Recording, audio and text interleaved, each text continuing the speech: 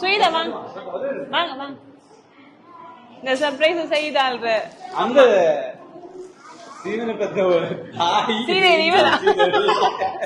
அவள் அவங்களோட சிஸ்டர் தங்கச்சி.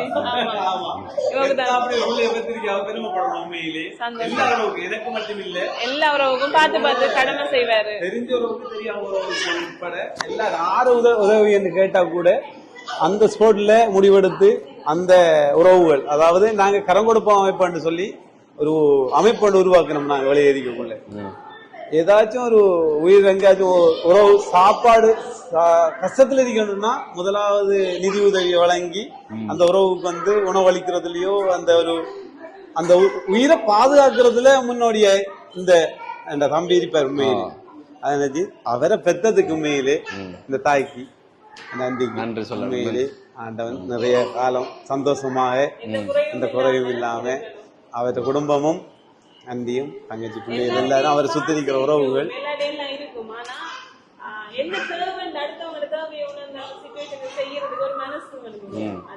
அவர்கிட்ட இருக்கு. அது அவர் சின்ன வயசுல பட்ட கஷ்டத்தாலையும் வந்திருக்கலாம், ஒருவேளை அவங்களோட அம்மாவோட வளர்ப்பாலையும் எல்லாமே மிக்சிங். அது எப்பயுமே தொடரட்டும். அது நல்ல ஒரு எனிவேஸ் ரொம்ப தேங்க்யூ அண்ணா. ஒரு சர்ப்ரைஸ் வந்துட்டு எனக்கு தெரியும். அந்த இந்த நிறைய பிஸியில ஓடுதுல அவர் என்ன சொல்ற நிறைய ஹெல்ப் பண்ணிருக்கேன். சோ இது வந்துட்டு சர்ப்ரைஸ் வேற மாதிரி உண்மையில எக்ஸ்பெக்ட் பண்ணல. கால் பண்ணல சிச்சுவேஷன்ல நாங்க இருக்கல, அவ்வளவு பிஸி நேற்று கூட. நான் சர்ப்ரைஸ் அப்படி வரும்னு சொல்லி நாங்க மிஸ் பண்றோம். ரீசெண்டா தான் போனேன், இவ்வளவு நான் நின்றுட்டு ரீசெண்டா தான் போனேன். அவரும் சொன்னவர் நானும் மிஸ் பண்ணிட்டேன்னு சொல்லி. சரியா?